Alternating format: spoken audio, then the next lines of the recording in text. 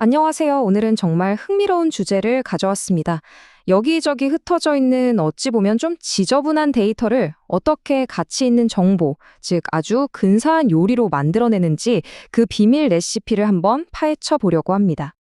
자, 그럼 데이터를 요리한다면 과연 어떤 모습일까요? 이걸 한번 상상해 보세요.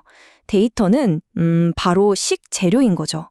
이 비유 하나만 기억하시면 오늘 내용은 정말 머리에 쏙쏙 들어올 겁니다.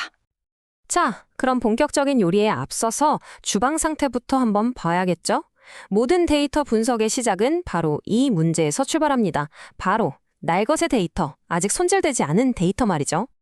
이게 무슨 말이냐면요. 흙이 잔뜩 묻은 감자나 아직 손질도 안 한 생선 같은 거예요. 이걸 그대로 요리할 순 없잖아요.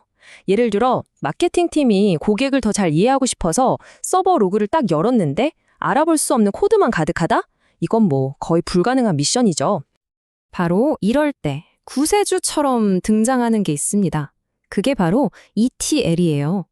이 어지러운 재료들을 분석이라는 정말 근사한 요리로 만들어주는 일종의 마스터 레시피라고 생각하시면 딱 맞습니다. 좋아요. 그럼 이 마법 같은 레시피, ETL이 대체 어떻게 구성되어 있는지 한번 제대로 뜯어보죠. 딱 세 단계로 나뉩니다.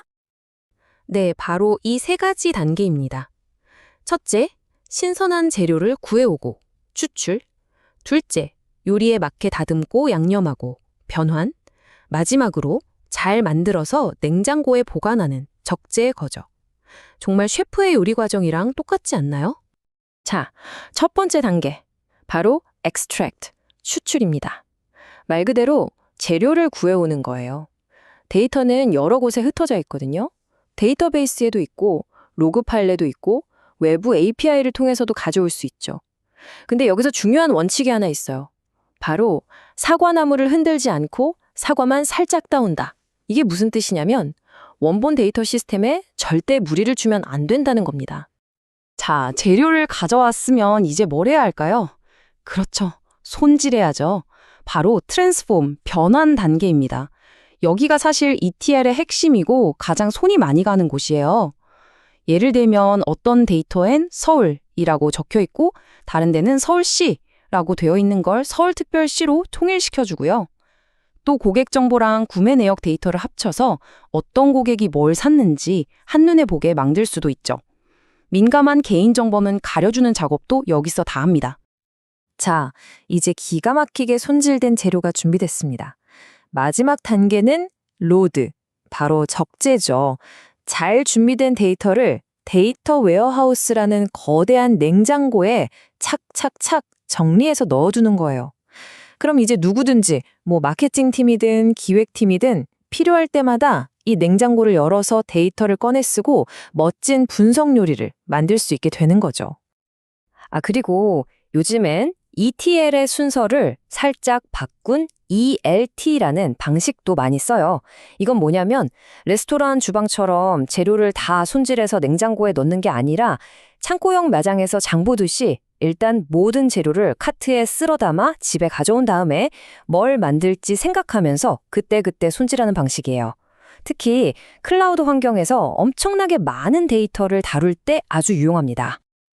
자, 그럼 이론은 이쯤 하고 이 ETL이라는 레시피로 과연 어떤 근사한 데이터 요리들을 만들 수 있는지 실제 메뉴판을 보면서 한번 확인해 볼까요? 자, 첫 번째 메뉴입니다. 이름하여 마케팅팀의 모듬 스페셜. 이게 어떻게 만들어지냐면요. 먼저 구글, 메타 같은 여러 광고 채널에서 API로 데이터를 쫙 추출합니다. 그 다음엔 제각각인 통화나 시간대를 하나로 통일하고 광고 효율을 나타내는 CPA 같은 중요한 지표들을 계산하죠. 이게 변환 과정이에요. 마지막으로 이걸 데이터마트라는 곳에 적재해두면 BI 툴에서 이걸 가져다가 짜잔! 이렇게 하나의 화면에서 모든 광고 성과를 비교할 수 있는 대시보드가 만들어지는 겁니다. 정말 편하겠죠? 자, 다음 요리. 이건 정말 모든 이커머스 사업자분들이 매일 아침 눈 뜨자마자 보고 싶어하는 오늘의 특선 요리입니다. 이것도 레시피를 볼까요? 먼저 쇼피파이 같은 플랫폼이나 우리 회사 데이터베이스에서 주문, 결제 데이터를 추출해요. 그 다음은 주문 상태별로 데이터를 분류하고 어떤 상품이 얼마나 팔렸는지 카테고리별로 쫙 집계합니다. 변환 단계죠. 그리고 이걸 잘 정리해서 테이블에 적재하면 대표님이 매일 아침 확인하는 오늘의 베스트셀러 대시보드가 실시간으로 업데이트되는 거죠. 복잡한 숫자 더미가 한눈에 보이는 정보로 바뀌는 순간입니다.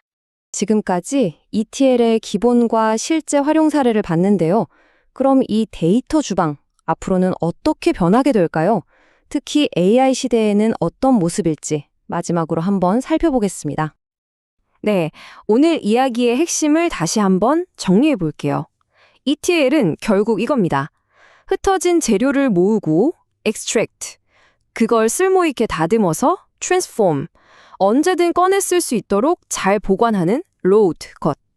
데이터로 뭔가를 하기 위한 가장 기본적이면서도 가장 중요한 요리의 전 과정인 셈이죠. 그런데 이 주방에 곧 엄청난 변화가 찾아올 겁니다. 바로 AI라는 아주 똑똑한 보조 셰프가 등장하는 거죠. 미래에는요, 데이터 엔지니어가 복잡한 코드를 짜는 대신 그냥 AI에게 이렇게 말하는 거예요. 오늘 우리 서비스에서 가장 활발했던 사용자들이 누군지 데이터 좀 뽑아줘. 그러면 AI가 알아서 데이터를 추출하고 변환하고 적재하는 이 모든 ETL 과정을 뚝딱 만들어 줄 거라는 거죠.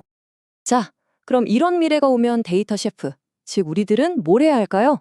아마도 반복적인 재료 손질은 AI에게 맡기고 우리는 더 본질적인 질문에 집중하게 될 겁니다. 바로 이 재료들로 어떤 기가 막힌 요리를 만들 수 있을까? 다시 말해, 우리 데이터에게 어떤 가치 있는 질문을 던져야 비즈니스를 바꿀 만한 답을 얻을 수 있을까 하는 통찰력이죠. 결국 기술이 발전할수록 가장 중요해지는 건 좋은 질문을 던지는 능력이 아닐까 싶습니다.